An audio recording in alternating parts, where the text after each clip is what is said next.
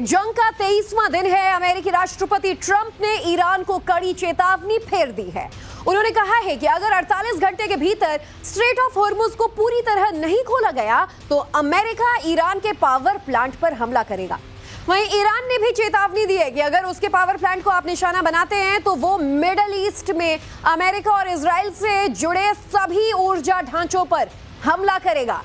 तो ट्रंप का ईरान को 48 घंटे का अल्टीमेटम सामने आया है। डोनाल्ड ट्रंप ने अब अगले 2 दिन यानी कि 48 घंटे के अंदर स्ट्रेट ऑफ हॉर्मुज को खोलने की वार्निंग दी है।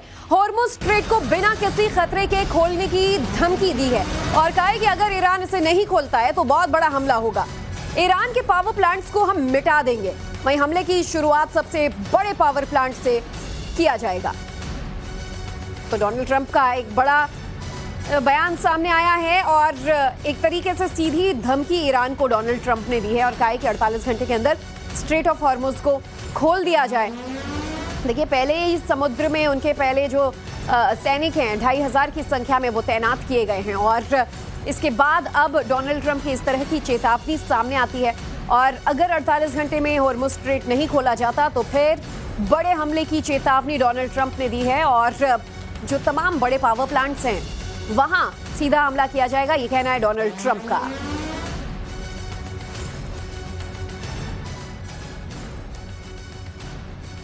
तो आपको बता दें कि अब जंग का 23वां दिन है और ऐसे में स्ट्रेट ऑफ हॉर्मुज जो है वो केंद्र बना हुआ है इस जंग का कि आखिर इसे ओपन कर दिया जाता है या नहीं। दुनिया भर के देशों पर इसका असर पड़ने लगा है। बहरहाल फिलहाल आपको ग्राफिक्स के जरिए समझाते हैं ट्रंप के 48 घंटे के अल्टीमेटम में आखिर क्या बात कही गई है। तो ईरान स्ट्रेट ऑफ हॉर्मुज को खोल दे, कहना है डोनाल्ड ट्रंप का। 48 घंटे का अल्टीमेटम दिया है कि 48 घंटे यानी अगले 2 दिन में से खोल दे और बिना खतरे के हॉर्मुज को खोला जाए। अगर ईरान ऐसा नहीं करता है तो अमेरिका का कहना है कि बड़ा हमला होगा। ईरान के प्रमुख पावर प्लांट्स पर यह हमला करेंगे। प्रमुख पावर प्लांट्स को पूरी तरह मिटाने की धमकी डोनाल्ड ट्रंप दे रहे हैं। वहीं शुरुआत ईरान के सबसे बड़े पावर प्लांट से करने की बात भी कही है। तो डोनाल्ड ट्रंप ने एक तरीके से खुली चेतावनी ईरान को दे दी और कहा है कि अगर अब स्ट्रेट ऑफ हॉर्मुज नहीं खोलते हैं तो 48 घंटे में इसका बुरा असर देखना पड़ेगा। ईरान के जो सबसे बड़े पावर प्लांट्स हैं वहां हमला किया जाएगा। और देखिए, अमेरिका ने चुन चुनकर कई जगहों को वैसे ही तबाह कर दिया ईरान में भी, और अगर पावर प्लांट्स पर हमला किया जाता है तो इसका बहुत भीषण असर न सिर्फ युद्ध पर बल्कि ईरान पर भी पड़ेगा। और अब आपको हम समझाते हैं कि ईरान के जिस सबसे बड़े पावर प्लांट पर ट्रंप पहले हमले की धमकी दे रहे हैं वो आखिर कौन सा हो सकता है और ईरान के लिए ये कितना जरूरी है। तो दमावंद पावर प्लांट ईरान का सबसे बड़ा पावर प्लांट है। दमावंद पावर प्लांट तेहरान के बिल्कुल करीब है और इसकी कुल बिजली उत्पादन क्षमता में ईरान के लिए सबसे बड़ा योगदान है।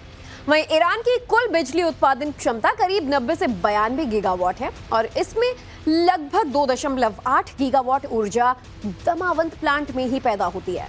इस पावर प्लांट में गैस टरबाइन और स्टीम टरबाइन मौजूद हैं। राजधानी के करीब होने से ट्रांसमिशन लॉस कम होता है। पीक डिमांड के दिनों में ईरान का ये एक अहम ऊर्जा का स्रोत है। उत्तरी क्षेत्र की जो बिजली जरूरतें हैं ईरान की, उसका बड़ा हिस्सा दमावंद पावर प्लांट से ही होता है। अब दमावंद अगर नंबर 1 टारगेट पर अमेरिका के है तो इसके लिए अमेरिका ने क्या कुछ तैयारियां की होंगी और डोनाल्ड ट्रंप की धमकियों का आधार क्या है, इस पर हम चर्चा करेंगे। स्टूडियो से हमारे साथ एक बार फिर मेहमानों का पैनल जुड़ चुका है। एयर वाइस मार्शल पीके श्रीवास्तव हमारे साथ मौजूद हैं और साथ ही कर्नल उत्कर्ष राठौर भी हमारे साथ जुड़ चुके हैं। बहुत बहुत स्वागत सर आप दोनों का हमारे साथ। श्रीवास्तव सर, चर्चा की शुरुआत आपसे करते हुए, ये आज 23वें दिन की नई धमकी डोनाल्ड ट्रंप की आपने भी सुनी होगी। जरा दर्शकों को बताइए कि इन हालातों के बीच अमेरिका की तैयारी तो दिख रही है समुद्र से लेकर पावर प्लांट पर हमले की, ये तैयारियां और इन धमकियों में कितना दम है, ईरान के लिए कैसा खतरा आगे दिख रहा है?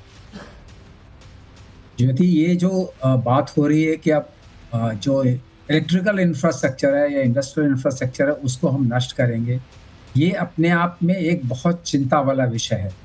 क्योंकि अगर ईरान पर ये अटैक होता है तो ईरान भी पलटवार करेगा जो वहाँ के इंडस्ट्रियल एरियाज़ हैं, जो इनके जब पेट्रोकेमिकल प्लांट्स जो जीसीसी कंट्रीज़ के हैं, जहाँ से मोस्टली हम डिपेंडेंट हैं अपने गैस के लिए, अपने क्रूड ऑयल के लिए, वो सारे ईरान की जद में हैं।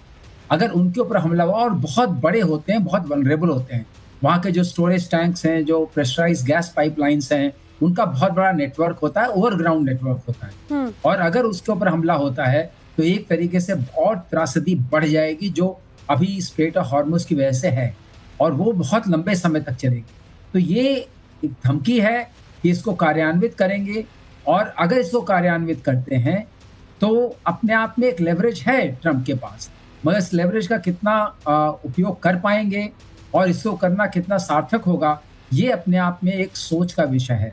इस पर ज़रूर विचार करना पड़ेगा, और अगर इसको कार्यान्वित करते हैं तो मुझे पूरा विश्वास है कि ईरान, जिसके पास अभी भी ड्रोन की क्षमता है, जिसके पास अभी भी मिसाइल की क्षमता है, अब वो इन जो पेट्रोकेमिकल कॉम्प्लेक्सेस हैं, जो डिसैलिनेशन प्लांट्स हैं, उनको उनके ऊपर चोट करना शुरू करेगा, जो जीसीसी कंट्रीज के लिए बहुत ही खतरनाक और बहुत एक तरीके से हानिकारक होगा। लेकिन आपका ये सवाल इसमें सबसे अहम है कि अगर ये सार्थक हो पाता है, अमेरिका के इन दावों के बाद उसकी तैयारियां कितनी हैं और क्या वाकई 48 घंटे बाद ऐसे पावर प्लांट्स पर हमले किए जाएंगे? कर्नल राठौर, आपसे एक चीज और ये समझना चाहेंगे कि अब स्ट्रेट ऑफ हॉर्मुज जो है वो सेंटर ऑफ वॉर बन चुका है, अमेरिका के लिए भी, पूरे दुनिया भर के लिए भी, विश्व के लिए भी, और ईरान ने तो यहाँ पर अपना दबदबा बनाए रखा ही है, क्योंकि ये उसका इस समय एक जो मास्टर की कहें आप या पावर जो है वो बना हुआ है।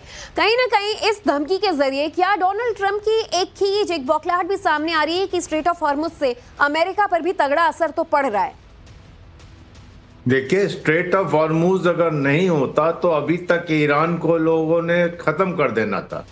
ईरान ने अगर इस पूरी जंग को इंटरनेशनलाइज किया है, लोगों के बीच में ये बात पहुंचाई है कि हमारी वजह से, अमेरिका की वजह से ये हो रहा है, ये अदरवाइज अमेरिका अकेले पिट रहा होता, तो ये ईरान अकेले पिट रहा होता अमेरिका से। स्ट्रेट ऑफ हॉर्मुज की वजह से पर्शियन गल्फ बाधित है और उसकी वजह से एनर्जी का संकट है, तो सारी दुनिया उस तरफ देख रही है। अब रही बात पावर प्लांट की, पावर प्लांट से एक हद तक असर पड़ सकता है। पहली बात, सर्दियां निकल गई हैं, सर्दियां न होने की वजह से तो इतना जनता को मुश्किल नहीं आएगी। अब आप देखिए कि यूरोप में, यूक्रेन में चौथा जाड़ा देख लिया बिना पावर के। कम से कम 50% 60% यूक्रेन में पावर नहीं है, और पूरे जाड़े देख लिए, तो वहां पर भी जो जिंदा है तो युद्ध के अंदर चलता है। तो एक पावर पे अटैक करके पहली बात अमेरिका अपने आप को एक्सपोज कर रहा है। आप गए थे न्यूक्लियर साइट्स निकालने के लिए, आप गए थे मिसाइल साइट्स निकालने के लिए, अब आप पावर प्लांट पर अगर अटैक करते हैं तो अपने आप अपने युद्ध के जो ऑब्जेक्टिव उनसे डिग रहे हैं, दूर जा रहे हैं, और अपने आप को एक्सपोज कर रहे हैं कि आप किस तरीके से एक देश के पीछे पड़े हुए हैं जी। और जैसा कि एवीएम श्रीवास्तव बता रहे थे कि अगर उसने इसका ट्रेडिशन शुरू किया, महज एक डीसैलिनेशन प्लांट अगर उसने बर्बाद किए जीसीसी की, तो पीने का पानी नहीं मिलेगा, वहां कहीं मीठे पानी का स्रोत नहीं है इस सारे 7 जगहों में इराक को छोड़ के। ये सबसे बड़ा चैलेंज हो सकता है। और ऐसे में देखिए, अब ईरान को अगर ये धमकियां दी जा रही हैं 48 घंटे के अंदर स्ट्रेट ऑफ हॉर्मुज खोलना, क्या ईरान जो अब तक लगभग महीना भर होने में हफ्ता बाकी है झुकने का तैयार नहीं था, वो इस धमकी से झुकेगा? ये भी बड़ा सवाल है। आप बने रहेगा हमारे साथ। अपडेट्स इस बीच ये कि ट्रंप की धमकी के बाद ईरान ने जवाब दिया है। ईरान ने कहा है कि टिट फॉर टैट की रणनीति अपनाएंगे हम। ट्रंप की धमकी के बाद ईरान का ये जवाब है, जैसे को तैसा कार्रवाई करेंगे। यानी इससे साफ समझा जा सकता है कि ईरान अभी भी डरने के लिए तैयार नहीं है। जंग में आगे और ज्यादा भीषण हालात देखने को मिल सकते हैं। श्रीवास्तव सर, ये जो धमकी है, ईरान की भी बात सामने आई है, इसके लहजे से लग नहीं रहा है कि ईरान नरम पड़ेगा। हालांकि ट्रंप ने एक तरीके का प्रेशर यहां जरूर क्रिएट करने की कोशिश की थी टाइमलाइन देने के बाद। 48 घंटे का जो उन्होंने ये अल्टीमेटम दिया था, पर ईरान टिट फॉर टैट की नीति अपना रहा है।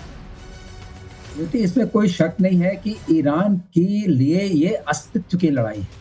अगर ईरान इस वक्त इन चीजों से डर करके अपना सरेंडर कर देता है, तो वो फिर उसी जो स्क्रिप्ट लिखी गई थी उसके हिसाब से उसका प्रतिक्रिया हुई। ईरान अभी अपने आप को किसी भी हालत में इंटैक्ट रखना चाहेगा, तो इस हालत में ईरान इस बात के लिए समझौता करने को तैयार नहीं होगा। वो पलटवार करेगा और ऐसी जगह वार करेगा जिससे दुनिया का संकट और बढ़े। देखिए जो उनके कतर में जो गैस फील्ड्स थी उस पे जो हमला हुआ है, जी। कतर ने खुद एक्सेप्ट किया है कि 17% प्रोडक्शन हमेशा के लिए रुक गया है। 3-4 साल लगेंगे। अगर आप समझिए बाकी जो पेट्रोकेमिकल कॉम्प्लेक्सेस हैं, जिनका एरिया करीब-करीब 1000 स्क्वायर किलोमीटर्स होता है, बहुत बड़ा होता है और बहुत बड़े पाइप्स का नेटवर्क होता है। उन पर अगर आँख पड़ी और उनके ऊपर कैसे भी ड्रोन जाके हिट गए तो उसमें डोमिनो इफेक्ट होता है। एक पाइपलाइन फटेगी, एक स्टोरेज टैंक फटेगा तो वो अपने साथ कई को लेके जाएगा। ये अपने आप में बहुत बड़ी त्रासदी होगी, इस पर विचार करना होगा। ये तरीका कि हम ये कर देंगे और कर देंगे, देखिए लक्ष्य तो अमेरिका के बदलते ही रहे और वो बदलते ही जा रहे हैं। अब वो कहते थे कि हम किसी भी सिविलियन टारगेट्स को हिट नहीं करेंगे। आप बताइए जो पावर प्लांट्स होते हैं वो तो सिविलियंस को ही फीड करते हैं, वो इंफ्रास्ट्रक्चर का पार्ट है। जब रशिया ने अटैक शुरू किया था तो अमेरिका ने उसकी घोर निंदा की थी, वेस्टर्न पावर्स ने घोर निंदा की थी। तो अगर आप अब वही करने जा रहे हैं जो कि अपने आप में एक वल्नरेबल टारगेट है, ये हम मानते हैं, लेकिन जैसा कि कर्नल राठौड़ ने बोला वो भी एक सच बात है कि अगर वॉर में आप हैं और आपको लगता है कि आपके मरने जीने का यही वक्त है, तो फिर देश उसके लिए एक तरीके से संगठित होता है। जब तक ट्रंप ये नहीं करा सकते तब जब तक कि रेजीम की पावर मौजूद है, और वहां पर आईआरजीसी पर आपने अटैक कर लिए। एक बार ट्रंप का बयान आया कि जितने भी टारगेट से हमने सबको हिट कर दिया है, अब वहां कोई हिट करने के लिए बचा नहीं है। ये भी उनका बयान है। और वो सारे मिलिट्री टारगेट्स अगर खत्म हो गए हैं, वहां की मिसाइल